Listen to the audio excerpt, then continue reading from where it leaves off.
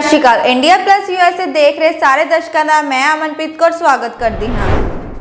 ਸੰਦੀਪ ਪਾਠਕ ਨੇ live press conference ਵਿੱਚ ਭਗਵੰਤ ਮਾਨ ਅਤੇ ਕੇਜਰੀਵਾਲ ਜੀ ਦਾ ਧੰਨਵਾਦ ਕੀਤਾ। ਅਰਸ਼ਦੀਪ ਸਿੰਘ ਕਲੇਰ ਨੇ ਭਗਵੰਤ ਮਾਨ ਤੇ ਲਾਇਆ ਆਰੋਪ। ਯੋਗੀ ਆਦਿੱਤਿਆਨਾਥ ਨੇ ਲਖਨਊ ਵਿੱਚ ਆਯੋਜਿਤ ਗੰਗਾ ਸਮਾਗਮ ਵਿੱਚ ਹਿੱਸਾ ਲਿਆ। ਜ਼ੈਲੈਂਸਕੀ ਨੇ ਲਾਈਵ ਪ੍ਰੈਸ ਕਾਨਫਰੰਸ ਨੂੰ ਸੰਬੋਧਨ ਕੀਤਾ।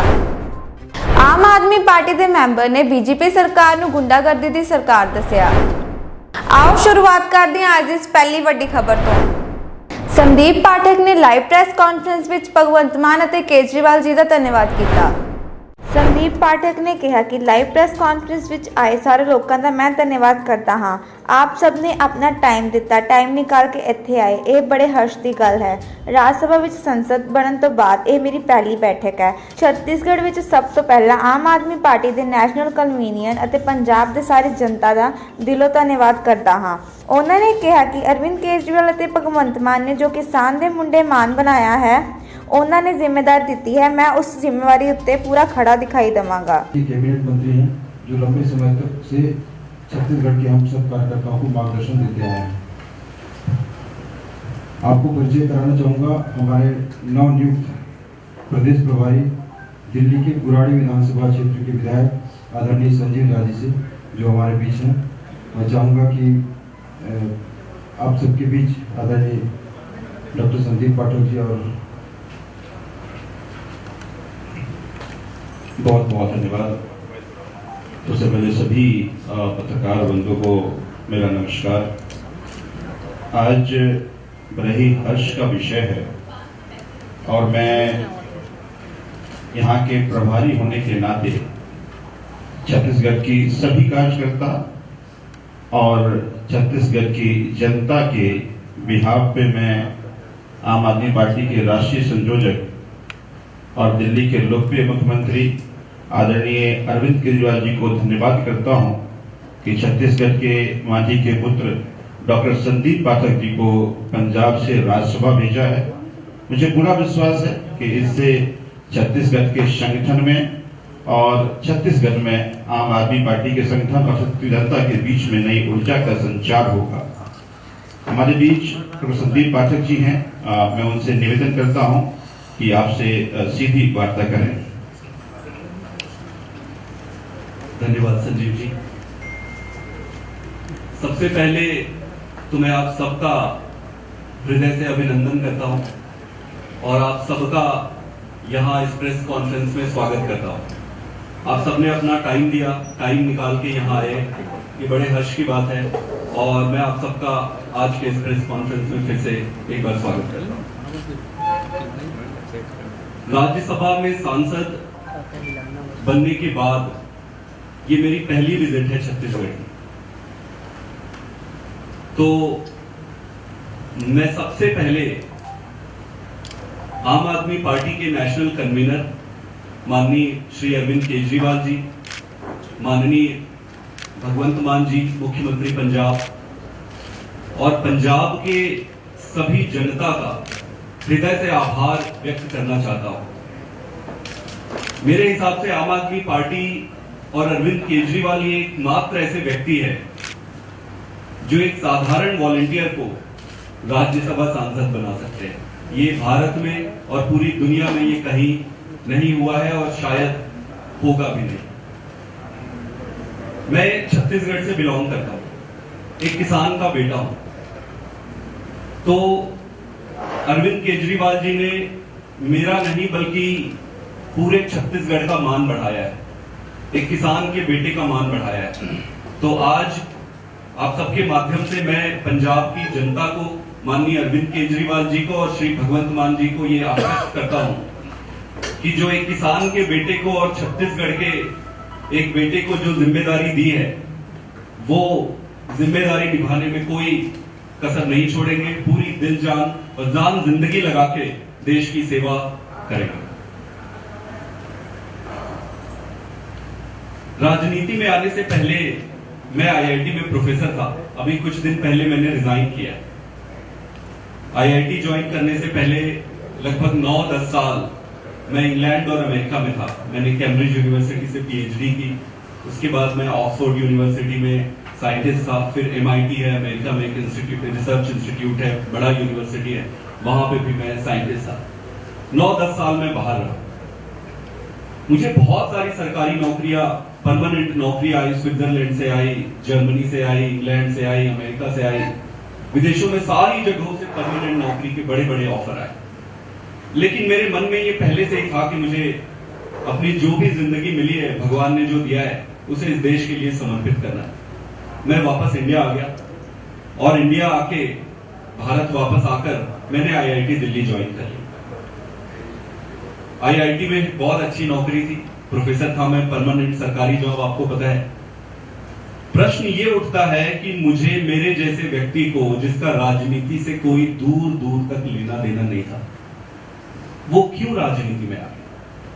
उसे क्या जरूरत पड़ी कि इतनी ऐशो आराम की जिंदगी और एक सरकारी नौकरी को छोड़कर राजनीति, जो लोग कहते हैं कि दलदल है, कीचड़ है, इसमें मत जाना, बहुत गंदी चीज है, पढ़े लिखों के जाने की चीज नहीं है, यही कहते हैं ना, आप सबने सुना होगा ये, मैंने बचपन से यही सुना है। क्या जरूरत पड़ गई राजनीति में आने की?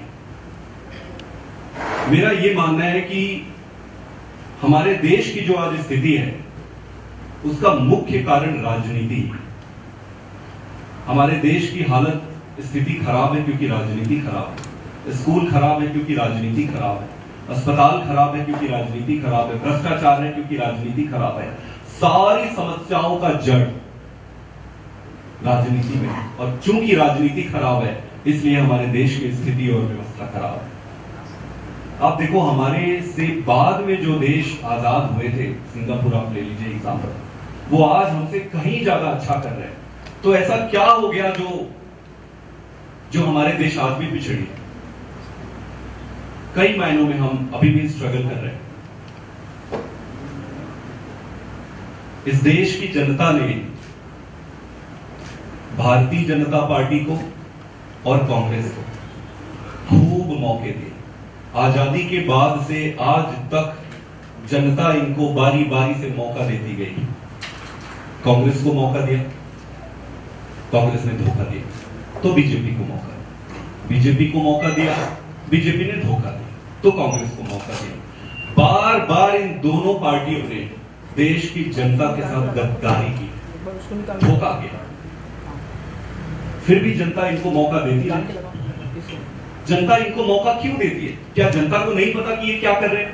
क्या जनता को नहीं पता कि ये देश को लूट रहे हैं? पता है, जनता को सब पता है, लेकिन जनता के पास विकल्प नहीं। जनता किसको वोट करेगी? जनता जिसको वोट करते हैं वही धोखा देते। फिर दिल्ली में अरविंद केजरीवाल जी ने पार्टी बनाई और जनता ने जो अभूतपूर्व निर्णय दिया, सरकार बनाई, वो अब इतिहास में ही लिखा जाएगा और पूरी देश दुनिया देखेगी कि किस तरीके से उन्होंने दिल्ली को बदल के रख दिया। आज आप सबको पता है कि दिल्ली ही एकमात्र ऐसा राज्य है जो मुनाफे में चल रही है। एक लाइन अपने आप में पर्याप्त है समराइज करने के लिए कि सरकार कैसे चल रही है। एकमात्र ऐसा क्या हो गया कि सिर्फ एक ही राज्य है जो मुनाफे में चल रही है? और ऐसा नहीं कि मुनाफे शुरू से चल रही थी। जब शीला दीक्षित जी की सरकार थी तब घाटे पे चल रही थी, कर्जा लिया हुआ था। फिर ऐसा क्या हो गया कि अरविंद केजरीवाल जी ने जादू की छड़ी चलाई और सब मुनाफे? ऐसा नहीं है, कोई जादू की छड़ी नहीं होती है, नियत की बात है।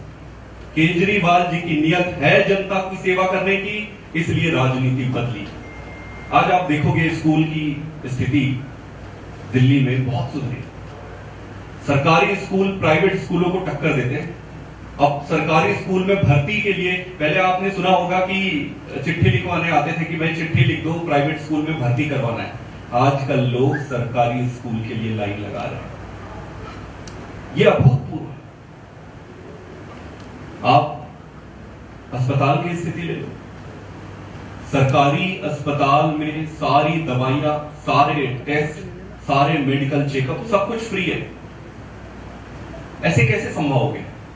क्योंकि केजरीवाल जी की नियत साफ है और वो राजनीति में कोई पैसा कमाने या धंधा करने नहीं आए थे, जनता की सेवा करने आए थे।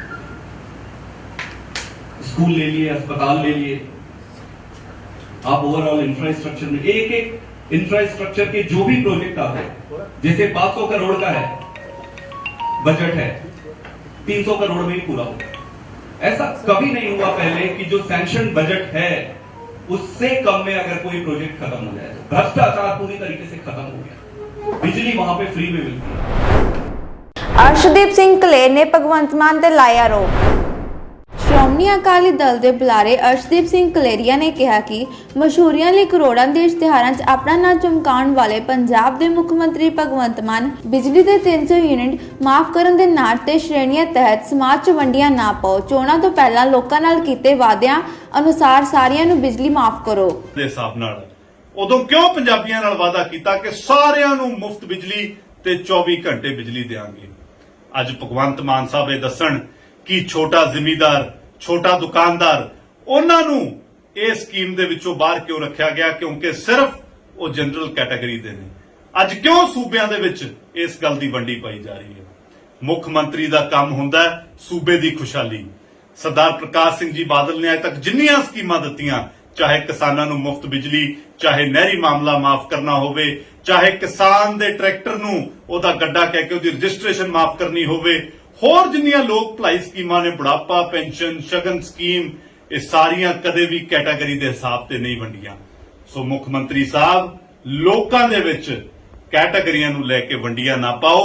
ਜਿਹੜੀ ਸਹੂਲਤ ਦੇਣੀ ਹੈ ਉਹ ਸਾਰੇ ਪੰਜਾਬੀਆਂ ਨੂੰ ਦਿਓ, ਜਿਹੜਾ ਤੁਸੀਂ ਵਾਅਦਾ ਕੀਤਾ ਸੀ।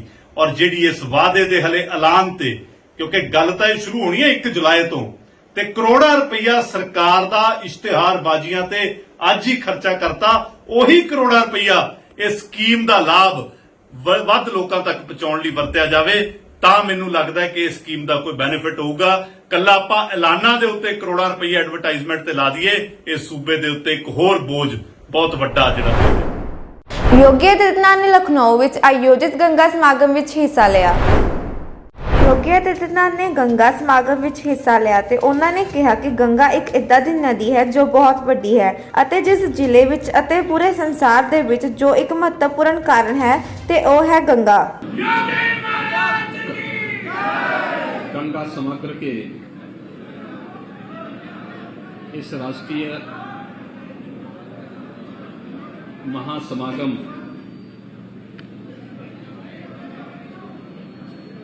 में उपस्थित गंगा समग्र के राष्ट्रीय अध्यक्ष श्री अमरेंद्र सिंह जी, उत्तर प्रदेश सरकार में मेरे वरिष्ठ सहयोगी उप मुख्यमंत्री श्री ब्रजेश पाठक जी, प्रदेश सरकार में जल शक्ति मंत्री के रूप में अपनी सेवाएं दे रहे श्री स्वतंत्र देव सिंह जी,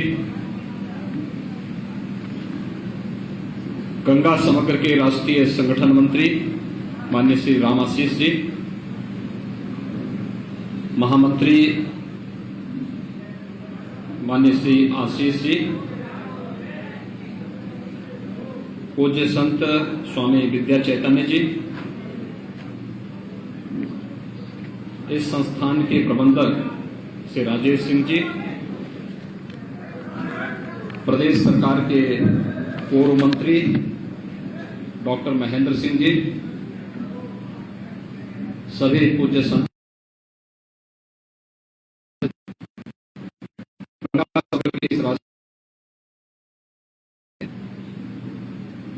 पूरी दुनिया के अंदर जब नदी संस्कृति की बात होती है तो अकेले गंगा एक ऐसी नदी है जिसने 10 लाख किलोमीटर से अधिक भूभाग को दुनिया का सबसे उर्वरा भूभाग बनाया है। और जो आज भी जिस क्षेत्र में हम सबको रहने का सौभाग्य प्राप्त हो रहा है, इस पूरे क्षेत्र की उर्वरता के पीछे, यहां के पर्याप्त जल संसाधन के पीछे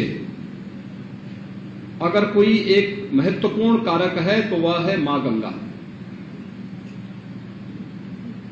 हमारे अधिकतर तीर्थ गंगा के तटवर्ती क्षेत्रों में ही स्थित है।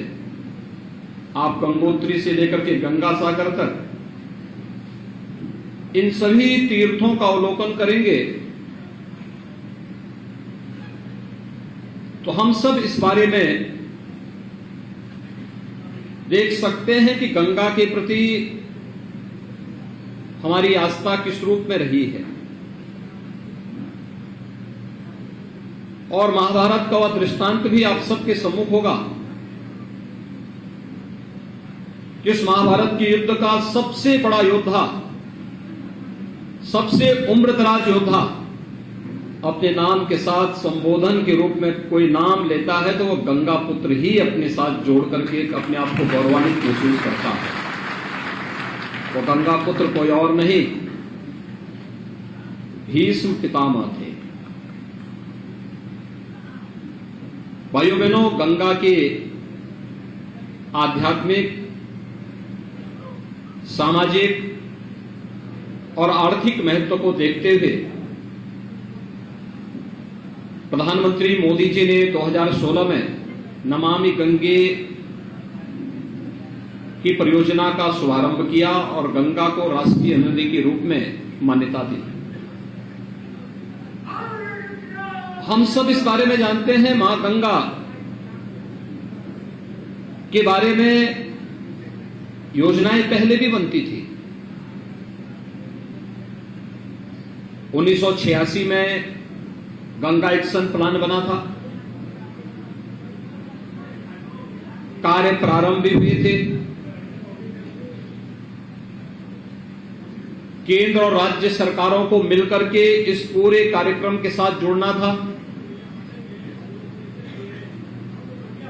जो उस समय के 4 राज्य गंगा से जुड़े हुए थे, जिसमें उत्तर प्रदेश, उस समय उत्तराखंड नहीं बना था। उत्तर प्रदेश, बिहार और बंगाल, ये 3 राज्य थे, जिसमें झारखंड और उत्तराखंड बाद में बना। 5 राज्य इस अभियान के साथ जुड़े। लेकिन जब नमामि गंगे परियोजना के पहले इन सभी कार्यों का मूल्यांकन हुआ तो हम इस निष्कर्ष पर पहुंचे थे कि गंगा पहले से ज्यादा प्रदूषित हुई है।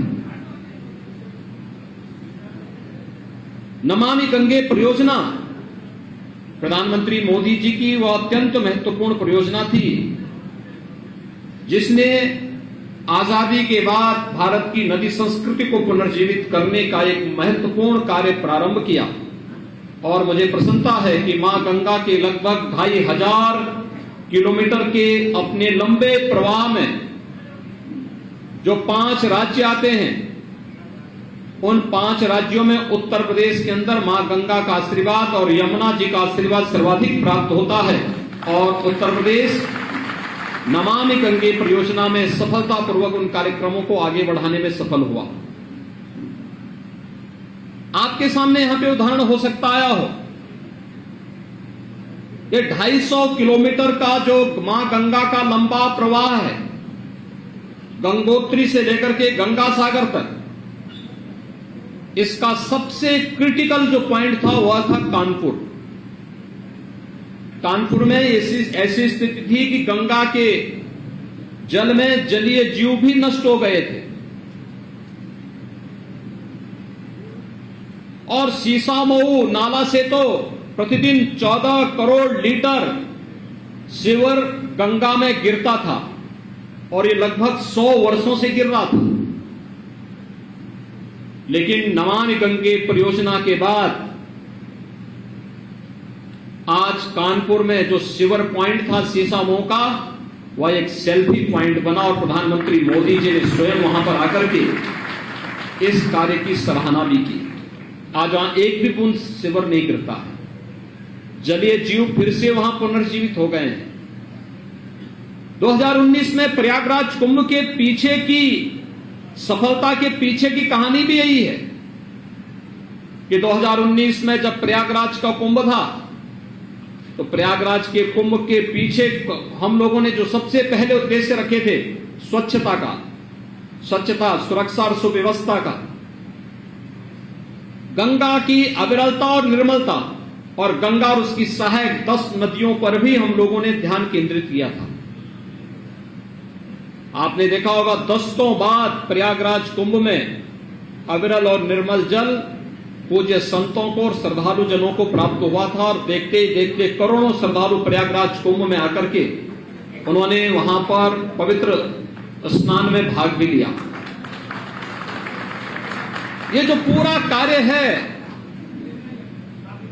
ये सचमुच केवल सरकार के भरोसे नहीं, सरकार अपना कार्य करेगी, लेकिन याद रखना अगर सरकार आगे हो और समाज पीछे हो तो वह कार्य में सफलता की स्थिति बहुत।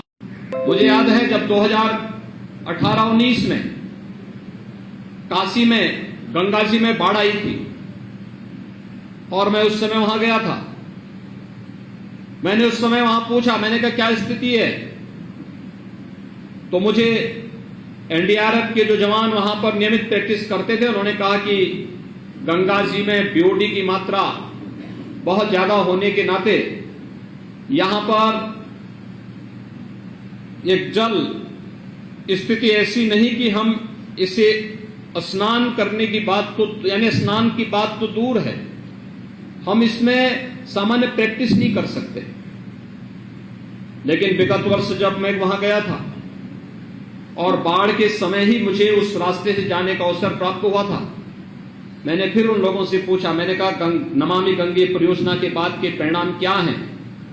उन्होंने कहा देखिए, पहले हम लोग जब यहां प्रैक्टिस करते थे तो हमारे पूरी शरीर पर लाल लाल चकत्ते हो जाते थे, और आज जब हम लोग प्रैक्टिस करते हैं तो आज हमें सामान्य ये गंगा जल का जो महत्व है वह हम लोगों को एहसास होता है।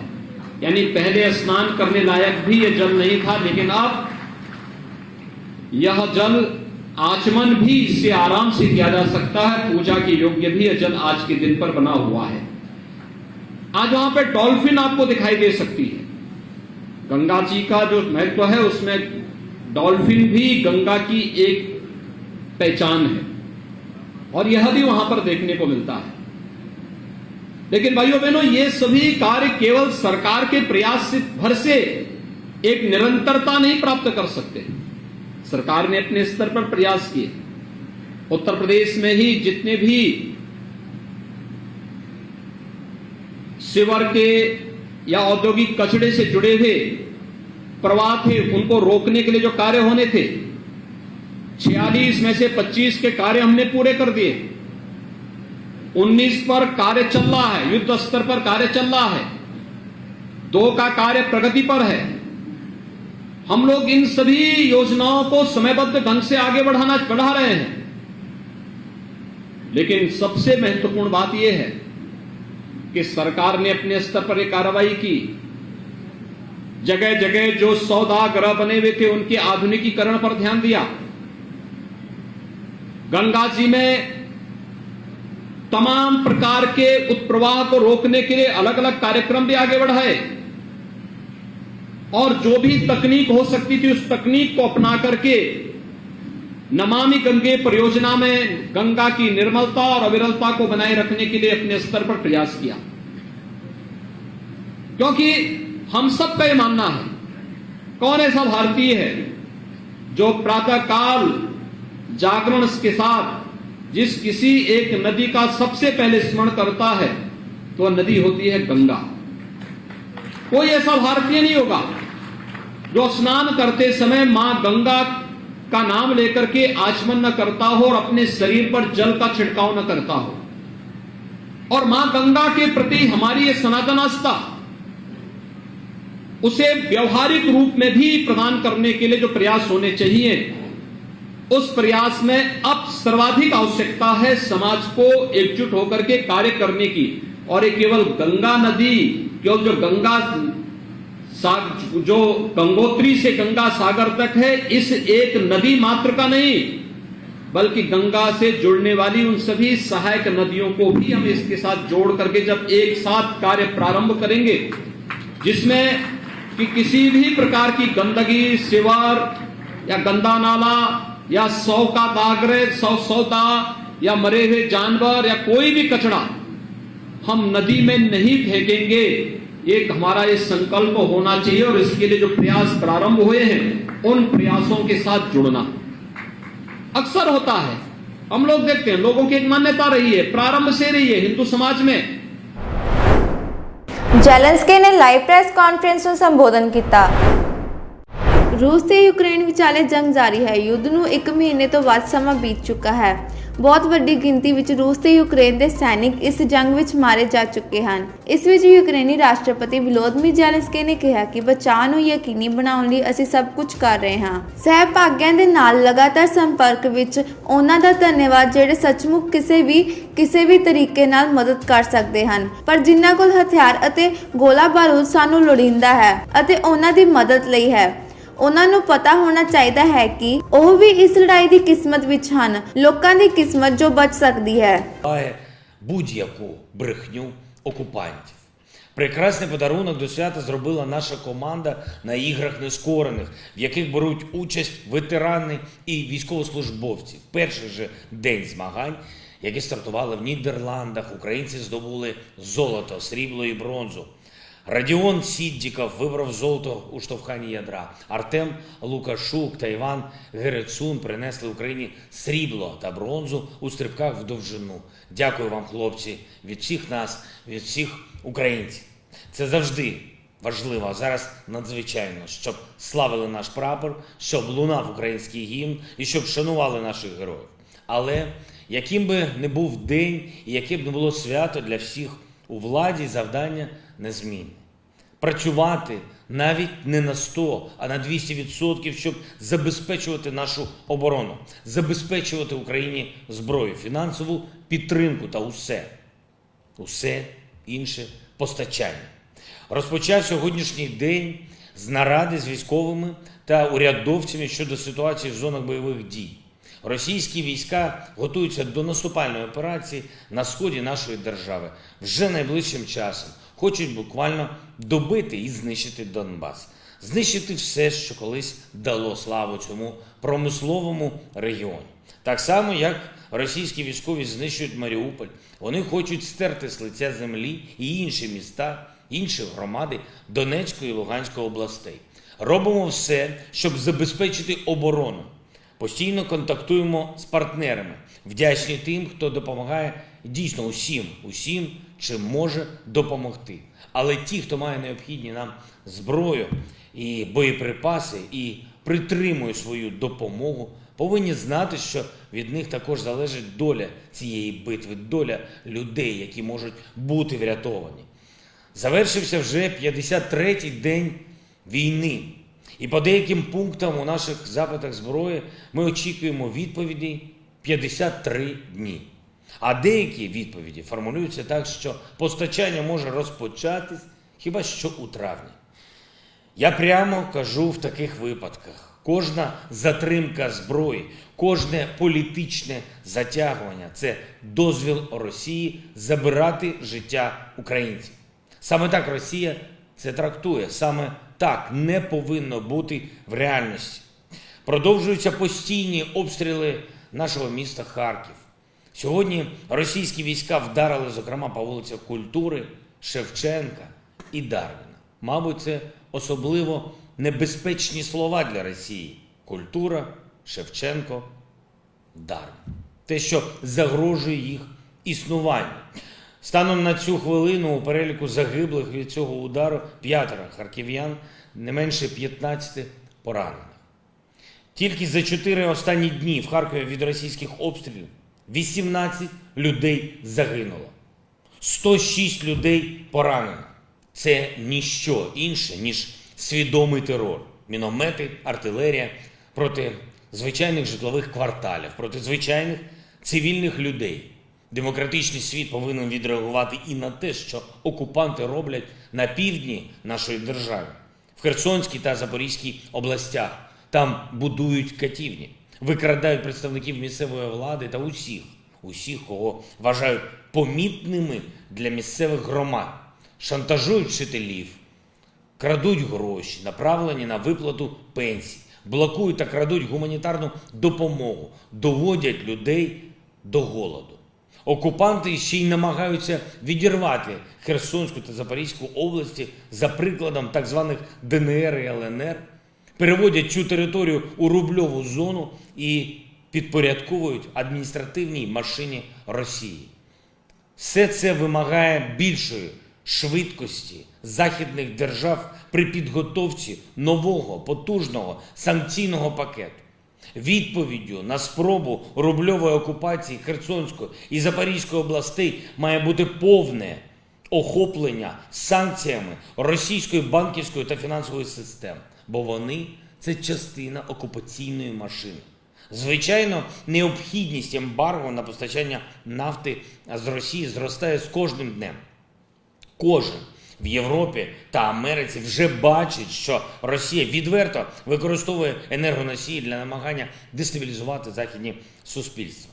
Російська ставка на хаос на паливних ринках не має спрацювати. І я дуже хочу сьогодні ще раз підтримати усіх, хто бореться за Україну в містах, в громадах півдня нашої держави, хто захищає наші національні символи, хто захищає нашу свободу. Кожен прояв такої боротьби ускладнює окупантам реалізацію їхнього завдання. Саботуйте розпорядження окупантів, не співпрацюйте з ними, протестуйте. Треба протриматись, щоб Росії не вдалося спотворити життя ще в інших містах нашої держави, як в Донецьку та Луганську. Говорив сьогодні з директоркою, розпорядницею Міжнародного валютного фонду Крісталіною Георгієвою про забезпечення фінансової стійкості України та про підготовку відбудови нашої держави після війни. Торкнулося конкретних напрямків можливої співпраці з Міжнародним валютним фондом як найближчим часом, так і в перспективі кількох років. Впевнений, що прогрес у наших відносинах з фондом буде відчутним. І я хочу подякувати пані Кристаліні за особисту і вагому підтримку. Прем'єр-міністр України Денис Шмигаль відзвітував сьогодні про виконання дорученого щодо додаткової соціальної допомоги у зв'язку з війною. Перше, кожен переселенець може отримати грошову допомогу на проживання щомісячно. Це 2 тисячі гривень на дорослого та 3 тисячі гривень на дитинку. Оформити можна це в найближчому ЦНАПі, органах соцзахисту, а вже від середи в дії. Друге, продовжується евакуація людей з районів, охоплених бойовими діями. Уряд розгортає спеціальні пункти для забезпечення тимчасового проживання людей, надання грошової допомоги одразу на залізничних станціях та вокзалах. Третє. Продовжується збір заяв через Дію щодо зруйнованого чи пошкодженого житла. Обов'язково подавайте заяви, якщо ви втратили квартиру, будинок або якщо вони пошкоджені обстрілами. Четверте. Закликаю роботодавців, як би це важко не було, намагайтесь залучати переселенців до роботи. Зараз кожне збережене і кожне додаткове робоче місце – це допомога захисту держави у війні. За кожного переселенця, якого бізнес бере на роботу, підприємство отримує від держави софінансування витрат на оплату його праці. Це 6500 гривень. Заяву також можна буде подати на порталі «Дія». І традиційно ввечері підписав укази про нагородження наших героїв. Державними нагородами відзначені 188 військовослужбовців Збройних сил України, 553 бійця Національної гвардії України, 64 прикордонника, 5 поліцейських, 26 працівників Державної служби з надзвичайних ситуацій, 6 захисникам України присвоєно звання Герой України. І наостанок ще одне привітання, і також для наших героїв, для українських пожежних. Сьогодні відзначається День пожежної охорони. Я щиро вітаю кожного і кожну, хто захищає безпеку наших людей, нашої землі від вогню. Хто і у мирний час майже щоденно, як на війні. Дякую за службу, дякую за порятунок. Слава Україні! ਆਮ ਆਦਮੀ ਪਾਰਟੀ ਦੇ ਮੈਂਬਰ ਨੇ ਬੀਜੇਪੀ ਸਰਕਾਰ ਨੂੰ ਗੁੰਡਾਗਰਦੀ ਦੀ ਸਰਕਾਰ ਦੱਸਿਆ। ਉਹਨਾਂ ਉਹਨਾਂ ਨੇ ਕਿਹਾ ਕਿ ਆਮ ਆਦਮੀ ਪਾਰਟੀ ਇੱਕ ਵਧੀਆ ਪਾਰਟੀ ਹੈ ਜੋ ਵਧੀਆ ਸ਼ਰੀਫ ਇਮਾਨਦਾਰ ਲੋਕਾਂ ਦੀ ਪਾਰਟੀ ਹੈ ਅਤੇ ਭਾਜਪਾ ਦੇ ਅੰਦਰ ਗੁੰਡੇ ਅਤੇ ਲਫੰਗੇ ਇਕੱਠੇ ਹੁੰਦੇ ਜਾ ਰਹੇ ਹਨ। ਇਹ ਤੁਸੀਂ ਸਾਰੇ ਲੋਕਾਂ ਨੇ ਤੈਅ ਕਰਨਾ ਹੈ ਕਿ ਇਸ ਦੇਸ਼ ਨੂੰ ਗੁੰਡੇ ਚਲਾਣਗੇ ਜਾਂ ਆਮ ਆਦਮੀ ਪਾਰਟੀ ਵਰਗੇ ਸ਼ਰੀਫ ਪੜ੍ਹੇ ਲਿਖੇ ਇਮਾਨਦਾਰ ਲੋਕ ਚਲਾਣਗੇ। आम आदमी पार्टी इकलौती ऐसी पार्टी है जो अच्छे ईमानदार देशभक्त और शरीफ लोगों की पार्टी है और भाजपा के अंदर गुंडे और लफंगे इकट्ठे होते जा रहे हैं। तो आपको हमको ये तय करना ਇਹ ਸਨ ਅੱਜ ਦੀਆਂ ਮੁੱਖ ਖਬਰਾਂ। ਮੈਨੂੰ ਅਮਨਪ੍ਰੀਤ ਨੂੰ ਦਿਓ ਇਜਾਜ਼ਤ ਤੇ ਹੋਰ ਵਧੇਰੇ ਖਬਰਾਂ ਦੇ ਲਈ ਜੁੜੇ ਰਹੋ ਇੰਡੀਆ+ USA ਦੇ ਨਾਲ। ਸਤਿ ਸ਼੍ਰੀ ਅਕਾਲ।